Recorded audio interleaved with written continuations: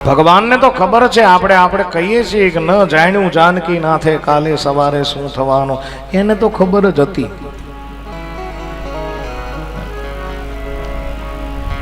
એ આપણા માટે છે, ન જાણ્યું જાનકી નાથે કાલે સવાર. બાકી જાનકીનાથ ને તો ખબર જ હતી, એટલા માટે એને કોઈને જણાયું ન જણાવ્યું જાનકી નાથે કે કાલે સવારે શું થવાનું છે. હે કાલે હવાર પડે કે કેમ એ મને તમને ખબર નથી, એટલા માટે આજનો દિન રળિયામણો.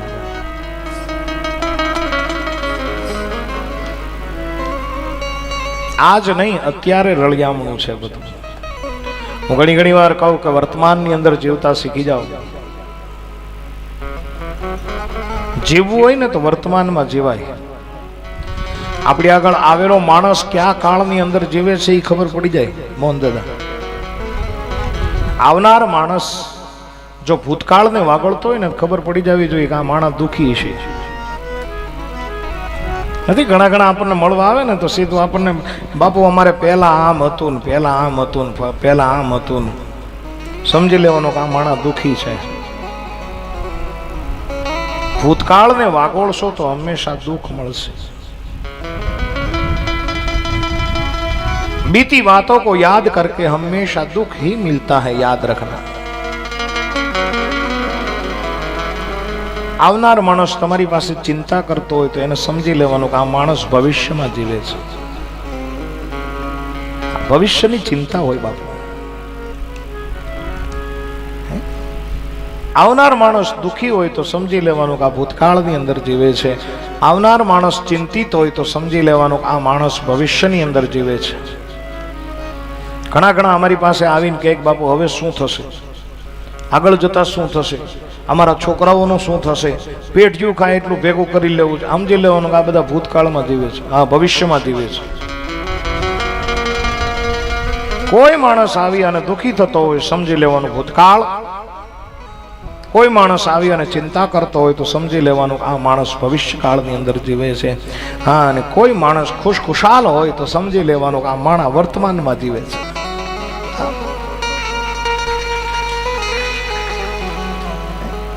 તમે વાયને મળો અને કહો કેમ છો, ભલે બાપુ લીલા લહેર છે, આનંદ છે, મોજે દરિયા, સમજી લેવાનું કે આ માણસ વર્તમાનમાં જીવે છે.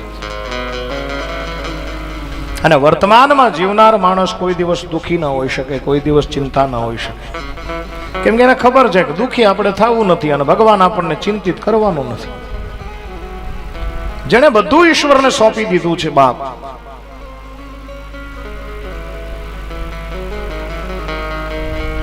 તો પછી વર્તમાનમાં જીવતા શીખી જાઓ. વધારો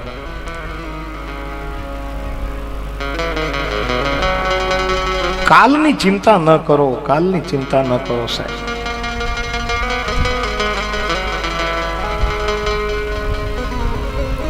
હું ઘણી વાર કહું કે માણસે 7 પેઢી ખાય એટલું ભેગું કર્યું તોય શાંતિ નથી. હા, અને તમે મુક્ત ગગનની અંદર વિહાર કરનાર પંખીડાને જુઓ, એ પંખીડાએ કોઈ દી બીજા દિવસનું અન્ન ભેગું કર્યું છે? બરાબર દાદા, જય હો. રત્નેશ્વર મહાદેવ કી બેસો. જય હો, જય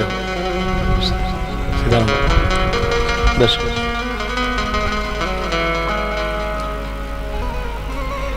જીવવું હોય ને તો પંખીડા જેવું જીવાય. તમે પંખી જોજો, પંખીડાના માળાની અંદર બપોરે એ ચણી લીધું તો પછી સાંજનું ભેગું નથી કરતો. એના માળાની અંદર ક્યાંય દાણા તમે નહીં જુઓ. શું કામ? એ પંખીડાને ખબર છે કે ભગવાને મને જન્મ આપ્યો છે. હા, અને ભગવાને જન્મ આપ્યો હોય તો એ ભગવાન મને કોઈ દિવસ ભૂખ્યું રહેવા નહીં દે.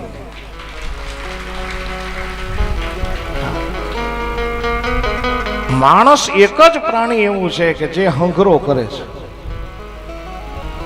બાકી તમે જોજો, બધાને ખબર, કીડીને કણ ને હાથીને મણ આપે જ છે ભગવાન.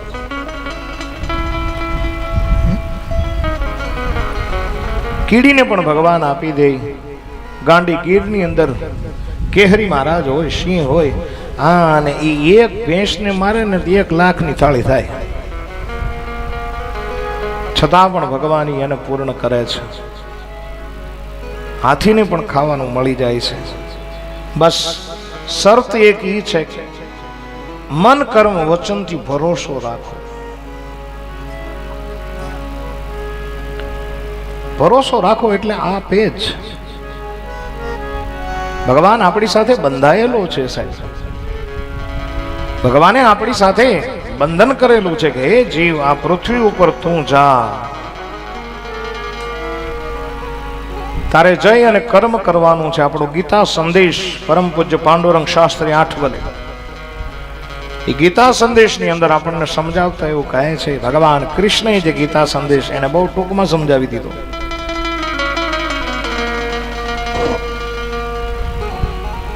ભગવાન આપણી સાથે એ રીતે બંધાયેલો છે કે કર્મ કરતો જા, હાથ મારતો જા, મદદ તૈયાર છે. પણ તૈયારી કેટલાની?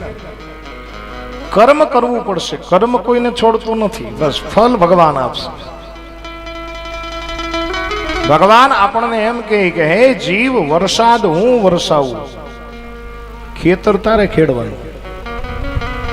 હા, ખેતરની અંદર ચાહ તારે પાડવાના છે, પછી વરસાદ હું વરસાવું. વરસાદ વરસાવ્યા પછી હે જીવ, વાવણી તારે કરવાની છે, ઉગાડવાનું કામ મારું છે. પછી ભલે ઈ તમે હળે જોડેલો ઈ દાણો ઊંધો પડે, જીતો પડે, વાંકો પડે, ત્રાસો પડે, પણ ભગવાનને ઈ ઉગાડવાનું કામ ભગવાનનું છે. ભગવાન કહે છે કે ઉગાડી અને ખાતર પોતર નાખવાનું કામ તારું, નિંદામણ કરવાનું કામ તારું, એની ઉપર ડુંડા લાવવાનું કામ મારું. એ પાક તૈયાર થઈ જાય પછી ભગવાન કહે છે કે એને લણી લેવાનું કામ તારું, એમાંથી દાણા કાઢવાનું કામ તારું, એ દાણાને પીસી અને ખાવાનું કામ તારું, લોહી બનાવવાનું કામ મારું.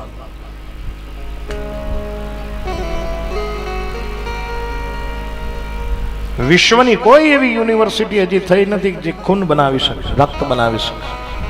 એ કામ ભગવાનનું છે.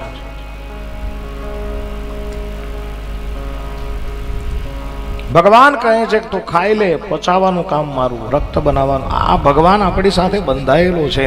એટલા માટે બહુ ચિંતા ન કરો. ઘણા કાલની બહુ ચિંતા કરે, કાલ શું થાય. કાલ નહીં, આજની ચિંતા કરો.